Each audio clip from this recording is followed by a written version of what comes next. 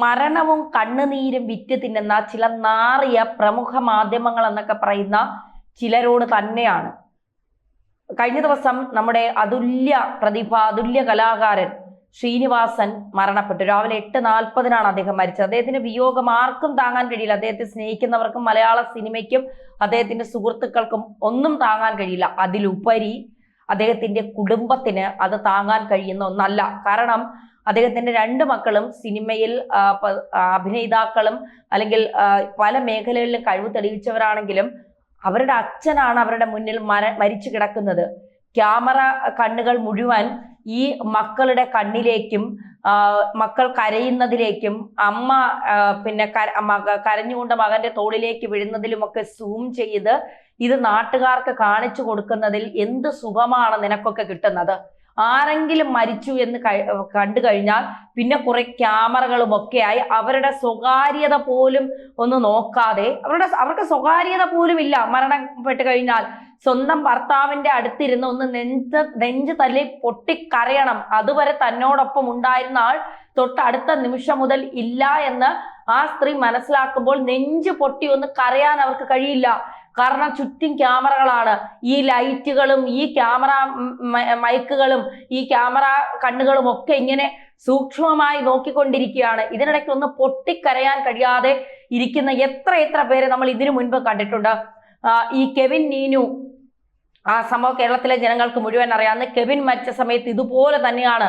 നീനുവിന്റെ വാക്യകത്ത് നാളെ തൊട്ടുള്ള ജീവിതം എങ്ങനെയെന്ന് അറിയാതെ നട റോഡിൽ ഇരുട്ടത്ത് പകച്ചു നിൽക്കുന്ന ഒരു പെൺകുട്ടിയെ പോലെയാണ് ആ സമയത്ത് നീനു.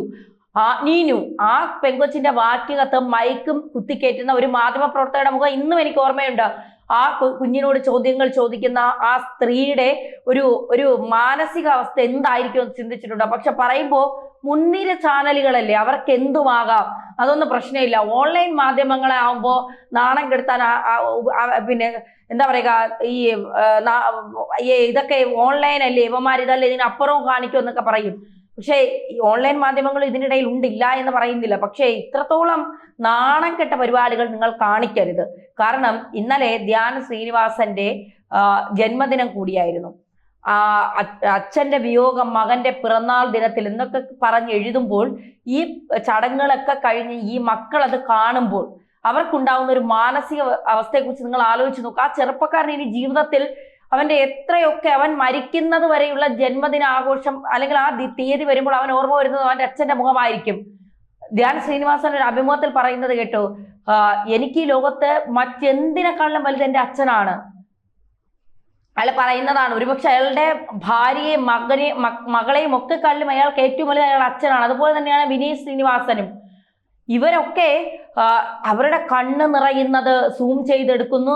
ധ്യാൻ ശ്രീനിവാസൻ അച്ഛന്റെ പിന്നെ മൃതദേഹം കിടക്കുന്നതിന്റെ ആ ചുവട്ടിലിരുന്ന് കരയുന്നത് അത് സൂം ചെയ്ത് ഇങ്ങനെ കുനിഞ്ഞിരുന്ന ആ ചെറുപ്പക്കാരൻ കരയുന്നത് സൂം ചെയ്തെടുത്ത് കാണിക്കുകയാണ്. അതിനുശേഷം സത്യത്തിൽ മോഹൻലാലും മമ്മൂട്ടി ദിലീപ് അടക്കമുള്ള ബിന്ദു പണിക്കർ, സായി കുമാർ, നിഖില വിമൽ, ഒരുപാട് ടിനി ടോം അടക്കം ഒരുപാട് മീര ജാസ്മിൻ വന്നു. അങ്ങനെ ഒരുപാട് സിനിമാ താരങ്ങളൊക്കെ വന്നു. ഇവരൊക്കെ അദ്ദേഹത്തിന്റെ സഹപ്രവർത്തകരാണ്. മോഹൻലാലിനെ മമ്മൂട്ടിയൊക്കെ സംബന്ധിച്ച് അദ്ദേഹം പറയുന്നുണ്ട്, ഒരു ക്രിസ്ത്യാനിൽ നിന്ന് വാങ്ങിയ 400 രൂപയും ഒരു മുസ്ലിം തന്ന 2000 രൂപയും കൊണ്ടാണ് ഞാൻ ഒരു താലിമാല വാങ്ങിയത്. എന്ത് മതമാണ്? ഒരു മുസ്ലിം തന്ന പണത്തിലും ഒരു ക്രിസ്ത്യൻ തന്ന പണത്തിലുമാണ് ഞാൻ എൻ്റെ ഭാര്യയെ താലി കെട്ടിയതെന്ന് അദ്ദേഹം പറയുമ്പോൾ മമ്മൂട്ടിയുമായുള്ള ഒരു വൈകാരിക ബന്ധം, ഒന്ന് കരയണമെന്ന് തോന്നിയാൽ ഈ ക്യാമറ കണ്ണുകൾക്കിടയിലൂടെ അവർക്കൊന്ന് കരയാൻ കഴിയും. മോഹൻലാൽ കരയുന്നുണ്ട്. അദ്ദേഹം ക്യാമറ അതൊക്കെ നോക്കണം, നെഞ്ചു പൊട്ടി ഇവർക്കൊക്കെ ഒന്ന് വിളിച്ചു കൂകി കരയണമെന്നുണ്ട്. അതിന് ഇവന്മാരാരെ സമ്മതിക്കില്ല. മരിച്ചു എന്ന് കണ്ടാൽ പിന്നെ ഒരു 10-15 ക്യാമറാമാൻമാരും റിപ്പോർട്ടർമാരുമാണ്. ഇപ്പോൾ അവിടെ എന്ത് സംഭവിക്കുന്നു, ഏതൊക്കെ ആളുകൾ വന്നു, ആരൊക്കെ വന്നു, അവരൊക്കെ എന്താ ചെയ്യുന്നത്, ദാസനെ കാണാൻ വിജയൻ അവസാനമായി എത്തി എന്ന് പറഞ്ഞുകൊണ്ട് പിന്നെ ക്ലിപ്പ് മാത്രം കട്ട് ചെയ്ത് അതിടുക. ഇതുകൊണ്ടൊക്കെ നിങ്ങൾ എന്താണ് ഉദ്ദേശിക്കുന്നത്? ഈ കണ്ണുനീരും മരണമൊക്കെ വിറ്റ് തിന്നാൽ ഇതൊന്നും എന്താ പറയുക, നിലനിൽക്കില്ല എന്ന് ആളുകൾ പറയുന്നത് സത്യമാണ്. സത്യത്തിൽ അവരെ ഒന്ന് സ്വതന്ത്രമായി ആ മക്കൾക്ക് അച്ഛനെ അവസാനമായി ഒന്ന് കണ്ട് പൊട്ടിക്കരഞ്ഞ് അദ്ദേഹത്തെ ഈ മടങ്ങി വരാത്ത ലോകത്തേക്ക് യാത്രയാക്കാൻ അവരെ ഒന്ന് അനുവദിക്ക്. എന്തിനാണ് ഇങ്ങനെ? ഇന്നലെ രാവിലെ 8:40 അദ്ദേഹം പിന്നെ അദ്ദേഹത്തിന് ഡയാലിസിസ് ചെയ്യാനായി ആശുപത്രിയിലേക്ക് കൊണ്ടുപോകുന്ന വഴിയാണ് അദ്ദേഹത്തിന് ശ്വാസതടസ്സം ഉണ്ടാകുന്നത്. അത് മൂർച്ഛിച്ചപ്പോൾ തൊട്ടടുത്ത തൃപ്പൂണിത്തുറയിലെ താലൂക്ക് ആശുപത്രിയിലേക്ക് കയറ്റുന്നു. അവിടെ വെച്ച് അദ്ദേഹം മരണപ്പെടുന്നു. അതുമുതൽ ക്യാമറകൾ മുഴുവൻ അദ്ദേഹത്തിന്റെ വസതിയിലും അദ്ദേഹത്തിന്റെ പൊതുദർശനം വെച്ച സ്ഥലത്തും ഒക്കെയാണ്. ആർക്കും ഒന്ന് എന്താ പറയുക, ഒന്ന് അദ്ദേഹത്തെ ഒന്ന് വന്ന് നിന്ന് കണ്ട് ശ്രീനി എന്ന് പറഞ്ഞൊന്ന് കരയാനോ, അച്ഛ എന്ന് വിളിച്ച മക്കൾക്കൊന്ന് കരയാനോ ഒന്നിനും സമ്മതിക്കില്ല. മരണം അങ്ങ് ആഘോഷിക്കുകയാണ്. റേറ്റിംഗ് ആണ്. കാരണം നടിമാർ വരുമ്പോൾ അവരുടെ മുഖത്ത് സൂം ചെയ്ത് വെക്കുന്നു, നടന്മാർ വരുമ്പോൾ അവരുടെ മുഖത്ത് സൂം ചെയ്ത് വെക്കുന്നു. ഇതൊരു ആഘോഷമാക്കുകയാണ്. നിങ്ങൾക്കിതൊരു ആഘോഷമായിരിക്കും.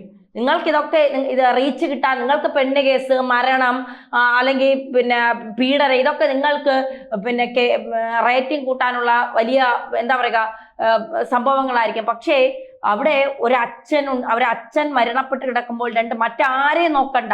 കൂടെയുള്ള സഹപ്രവർത്തകരെയോ സിനിമയിൽ അഭിനയിച്ചവരെയോ ബന്ധുക്കളെയോ മറ്റാരെയും നോക്കണ്ട. പക്ഷേ ആ രണ്ട് മക്കൾക്കും അമ്മയ്ക്കും ഒരുമിച്ചിരുന്നൊന്ന് കെട്ടിപ്പിടിച്ച് കരയാനോ, ആ അച്ഛൻ്റെ മൃതദേഹം കെട്ടിപ്പിടിച്ചൊന്ന് കരയാനോ ഉള്ള ഒരു അവസരം പോലും ഒരുക്കാതെ മൊത്തം ഇങ്ങനെ ക്യാമറകൾ വച്ച് നിരത്തി ഇത്രയ്ക്ക് നാണം കെട്ട പരിപാടി ചെയ്യാൻ നിനക്കൊക്കെ നാണമില്ലേ എന്ന് ചോദിക്കുന്നില്ല. കാരണം ഇതൊക്കെ കണ്ട് മലയാളി പഴകിയതാണ്. ഇനി ഏതെങ്കിലും താരങ്ങൾ മരിക്കുന്നെങ്കിൽ ഈ കേരളം വിട്ട് മറ്റെവിടെയെങ്കിലും പോയി മരിക്കുക. കേരളം വിട്ട് പോയാലും അവന്മാര് വിടത്തില്ല. ഇന്ത്യയിൽ മുഴുവൻ അവന്മാര് റിപ്പോർട്ടർമാരെ മറ്റേ ക്യാമറാമാൻമാരെ ഒക്കെ വെച്ചിട്ടുണ്ട്. പറ്റുമെങ്കിൽ ഇന്ത്യ വിട്ട് മറ്റേതെങ്കിലും രാജ്യത്ത് പോയി മരിക്കുക എന്നുള്ളതാണ്. കാരണം നമ്മളൊക്കെ ബന്ധങ്ങൾക്ക് വലിയ വില കൊടുക്കുന്നവരാണ്. നമ്മുടെ അച്ഛനൊക്കെ മരിച്ചു കിടക്കുന്നു എന്ന് പറയുമ്പോൾ നമ്മുടെ കുടുംബ ബന്ധങ്ങൾക്ക് അത്രയും ആഴമുള്ളതാണെങ്കിൽ നമ്മുടെ മൈൻഡൊന്നും നമ്മുടെ കയ്യിൽ നിൽക്കത്തില്ല ആ സമയത്ത്. ഇപ്പൊ നമ്മൾ സെറ്റിൽഡ് ആയിരിക്കും, നമ്മൾ വിവാഹിതരായിരിക്കും, നമുക്ക് ചിലപ്പോ പിന്നെ ഇന്ന് അച്ഛൻ ഇല്ലെങ്കിലും നാളെ ഒരു പക്ഷേ നമുക്ക് നമ്മുടെ പാർട്ട്ണർ ഉണ്ടാവും, മക്കളുണ്ടാകും, മറ്റു പലരും ഉണ്ടാകും. പക്ഷേ അച്ഛൻ എന്ന് പറയുന്ന, അമ്മ എന്ന് പറയുന്ന ആ രണ്ട് വലിയ എന്താ പറയുക, നമുക്കത് പറയാൻ കഴിയില്ല. നമ്മുടെ ജീവിതത്തിൽ ഏറ്റവും നമുക്കൊരിക്കലും പകരം വയ്ക്കാൻ കഴിയാത്ത രണ്ടുപേർ, അതിലൊരാൾ മടങ്ങുന്നു എന്ന് പറയുമ്പോൾ നമുക്കുണ്ടാവുന്ന ഒരു വേദന ഉണ്ടല്ലോ, അത് നമുക്കറിയില്ല. അത് എനിക്കത് ഒരു അച്ഛൻ മരിക്കുമ്പോൾ ഒരു മക്കൾക്കുണ്ടാവുന്ന വേദന എത്രത്തോളമാണെന്ന് എനിക്ക് മനസ്സിലാക്കാൻ കഴിയും. ഇതിപ്പോ എൻ്റെ ഒരു സുഹൃത്ത് വിജയ് എന്ന് പറയുന്ന എൻ്റെ ഒരു സുഹൃത്ത് ഇതിന്റെ 2-3 ക്ലിപ്പിങ്സ് അയച്ചു തന്നിട്ട് എന്നോട് പറഞ്ഞു ഇതിന്റെ ഒരു സ്റ്റോറി ചെയ്യാൻ പറ്റുമോ? കാരണം സ്വന്തം അച്ഛൻ മരിച്ചു കിടക്കുമ്പോൾ മക്കളുടെ കണ്ണുനീര് വിറ്റ് ജീവിക്കുന്ന മകന്റെ പിറന്നാളാണ് ഇന്ന്. ആ ദിവസമാണ് നിന്റെ ഏറ്റവും നല്ല സന്തോഷ ദിവസമാണ് നിന്റെ അച്ഛൻ മരിച്ചത് എന്നാ മകനെ ഓർമ്മപ്പെടുത്തിക്കൊണ്ടിരിക്കുന്ന ഇത്തരം ഊളകളോട് ദൈവത്തെ ഓർത്ത് ഇനിയെങ്കിലും ആ കുടുംബത്തെ ഒന്ന് വെറുതെ വിടൂ. അവരൊന്ന് അവസാന നിമിഷമെങ്കിലും അദ്ദേഹത്തെ വിട പറയുന്നതിന് മുമ്പ്, അദ്ദേഹം മടങ്ങുന്നതിന് മുൻപ് ആ കുടുംബത്തിന് ഒന്ന് ഏങ്ങി കരയാൻ, ഒന്ന് നിയന്ത്രണം വിട്ട് കരയാൻ, ഇനിയില്ല എന്ന് അവരൊന്ന് സ്വയം ബോധ്യപ്പെടാൻ അവരെ ഒന്ന് അനുവദിക്കുക. ഇങ്ങനെ ഇട്ട് അവരെ ഈ ഫ്ലാഷ് ലൈറ്റുകൾക്കിടയിലിട്ട് അവരെ കൊല്ലാക്കൊല ചെയ്യാതെ നിങ്ങളാരും